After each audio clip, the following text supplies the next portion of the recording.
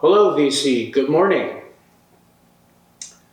The other day, I received in the mail my Brahms piano concertos from the original Source series. Berlin Phil, conducted by Jochum. Obviously, in the time it took for me to get them, I've heard other talkings about it. But mostly I just wanted to compare it against some other copies that I already have. I have 8 copies. I've listened to all of them, sections of them multiple times, A-B'd them against the original Source. A few days ago, the Brahms Piano Concerto 2 was one of my favorite pieces of music ever. And now, after listening to it that many times, I'm not even sure if I need to hear this again for maybe years. The first one I want to talk about is Living Stereo, RCA. The first recording of this with Gilels, with Richter in Chicago. This one right here, original Shaded Dog, Indianapolis pressing. This record sounds terrible. It sounds old. Gilels' performance is pretty good. I don't think it's as good as the one on the original Source. Richter in Chicago, very tight, very crisp. It sounds terrible. There's no bass, it's a little shrill, sounds far away. Not the best record. The second one is Alain Gramois with Vienna Phil and Andres Nelson's conducting. And it seems like the playing on here is very nice on her part. The thing is, this album sounds so terrible, I can't even hear her playing, really. Everything is kind of just one big, muddy, shrieky mess. This was also mastered by Rainier Maillard. Just an absolutely terrible recording, unlistenable. And at the end of side 1, it skips. And I mean, like, lock groove, skip, the whole, like, I fear for my stylus playing this record. So there's that one. The next one is Sviatoslav Richter, Eric Leinsdorf conducting with Chicago. This is actually a White Dog pressing, but I opened this one. I found this one. It was still in the shrink. I think it was like a couple dollars. I grabbed it. I don't usually go for the White Dogs unless I just find them kind of in that condition. I really like his playing a lot of this piece. This one is not the greatest sounding recording, but head and shoulders above those first two. And his playing of this is a lot like Gilels. It's really intense. In the loud sections, he's hitting it really hard. All of the transients come through. The piano sounds pretty nice. It has bass in it.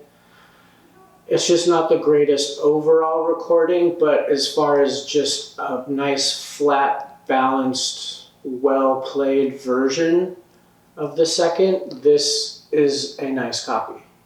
I have always loved this piece of music, which is why I have so many recorded versions of it. To me, it always seemed a little bit like a symphony, also being in 4 movements and not 3. Yeah, it does feel more like a symphony with piano. more so than your average kind of short piano concerto. And I can see why this piece is a challenge to perform, to record, to press, all of that. It's so dynamic and loud in parts where it sort of has, I would say, almost pieces of Brahms' second, and also some really rambunctious sections that are almost like his dances, and then very quiet, beautiful, passionate sections of the piece. The third movement of this actually is my favorite. I think that's one of the most beautiful sections of music ever composed, like in the entire classical canon. It's just so beautiful. On almost all of the recordings, we're talking about pianists, soloists, so when you're making a judgment on the performance, there's that element and there's that sort of star soloist element to take into consideration, where with a symphonic piece or whatever, you're mostly basing it off of the conductor in the orchestra. But here, the main star of the performance is the soloist. Although in the Brahms piece, the movements are handed off very quickly sometimes, and the syncopations and just what I would assume to be like the psychic togetherness between soloist and orchestra has to be right on, and I think it probably involves a lot of very careful listening to everyone, which, there are some old warhorse classical pieces where, it's more or less people reading dots off of a piece of paper and playing it like they've played it a million times before, and the conductor, may have some sections that he wants to emphasize, but I think this piece is really special in just that interplay of all three components working together, like a clock, and just fitting together and handing off and listening and letting some parts come up and sink down while others come up. As such an interesting, advanced, and fascinating composition. The next album I have is by Vladimir Ashkenazi with the LSO Zubin Mehta. This is actually a King Records repress. This, unlike the original source copy, this is cut quiet. Not too quiet, I do have a volume knob and I know how to use it, so I'll say it now and I'll reiterate this later probably many times. I would rather have an album be cut quiet than hot. This one, performance-wise, is the mellowest of all of them. This is not a rambunctious Brahms performance. Ashkenazi is not hammering away on the piano. It's very lyrical. It's very pretty, this version, and relaxing. And I like this version, which is why I think there are multiple versions and interpretations of a single piece, Sometimes you want a rambunctious, fast-clipped performance. Sometimes you might want a mellow, lyrical, poetic, pretty version of it. The third movement in this one is really, really pretty. Very nice. Would definitely recommend this record. Would recommend this record. They're both great. This next one, Van Cliburn, again with Reiner in Chicago. Killer sounding record. Really even all the way across. Great performance. I love Reiner. I wish the first Reiner that I showed sounded as great as this one. This is an Absolutely great sounding record. Highly recommend it. Van Cliburn's playing is fierce. He's really playing this passionately and loud, and this has a great piano sound on it. The one thing I would say about this one is a lot of the times the piano is more forward than the orchestra, which happens, but I like it when it's a little bit more of an even mix. But yeah, highly recommend this version. The next one, Rubinstein, Cripps RCA Victor Symphony, original Shaded Dog, Indianapolis. The RCA Victor Symphony is a pickup orchestra, members of the New York Phil and from the Met. The recording of the orchestra in this one sounds just fantastic. This one might have the warmest overall sound, and just over the years, and I think having so many living stereos, I'm just a big fan of Rubinstein. And I believe he is more known as a technical player, but he plays the emotional parts of this so well, so pretty. I have so many records by him.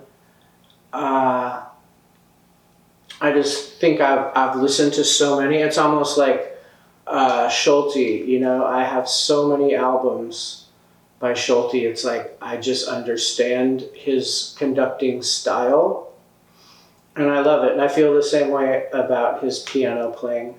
Just a super solid performance, very exacting, technically super on point, sonically super on point. A great listen. The next one, and I would say my favorite overall listening experience for this, that I got just emotionally and sonically the most pleasurable record, which was quite surprising to me when I laid all these out one after the other. I thought this one might sound like an old recording, like a kind of staunch fuddy-duddy kind of thing. But this is Wilhelm Backhouse and Karl Baum, Vienna Phil, on London. Just maybe even a later repress, narrowband. This album sonically, it just really has that Decca sound. It's so warm and lush and inviting and just pleasant to listen to. The loud sections, the tutti, all of that, it doesn't break up, it doesn't get uncomfortable. It's just loud, and it really holds together well under the dynamics of this piece. The third movement, the slow sections, gorgeous, absolutely gorgeous on this recording. There's bass in this one, full range bass, hits the subwoofer bass. It's not muddy, it's tight, it's fast. Overall, I would recommend out of all of these, especially if you're not familiar with the piece that much,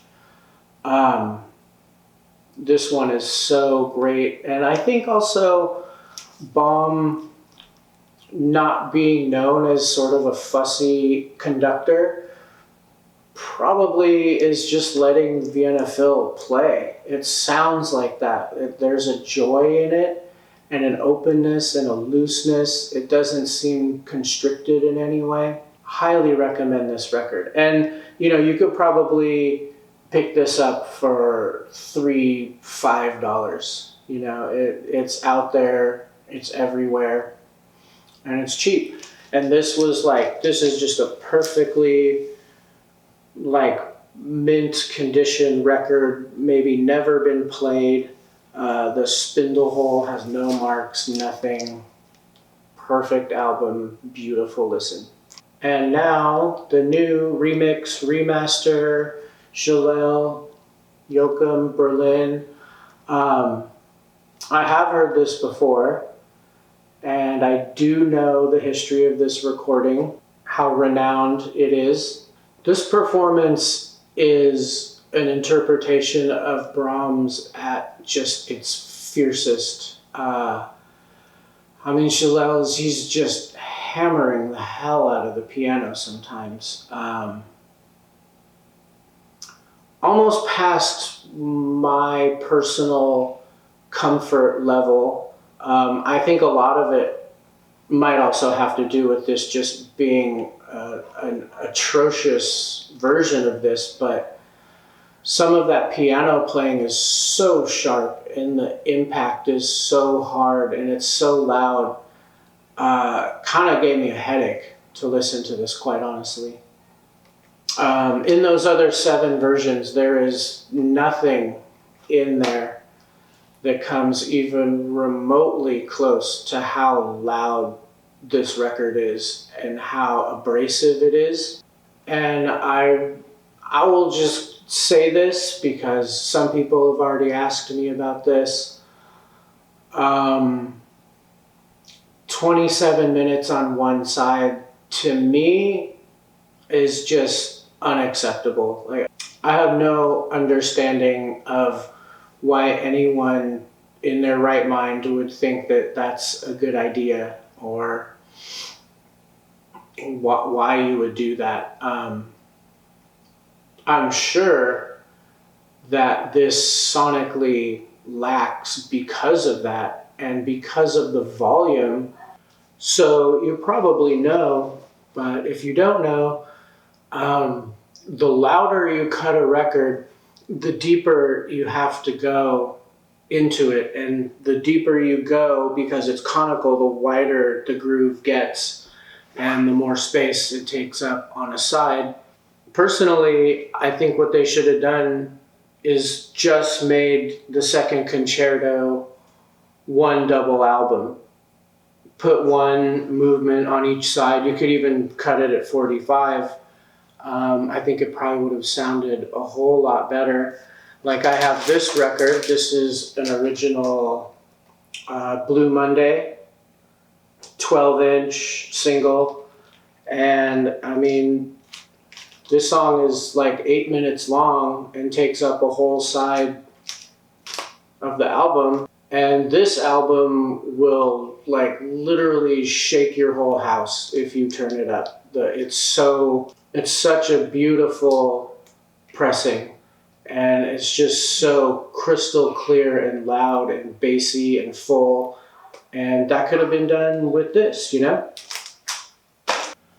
And I did read Michael Johnson's review in Tracking Angle, and I think he was just so spot on in that review and all of the investigations he did, contacting them and, you know, talking to Fremer about it and everything. But I mean, I think he's right. I can hear it.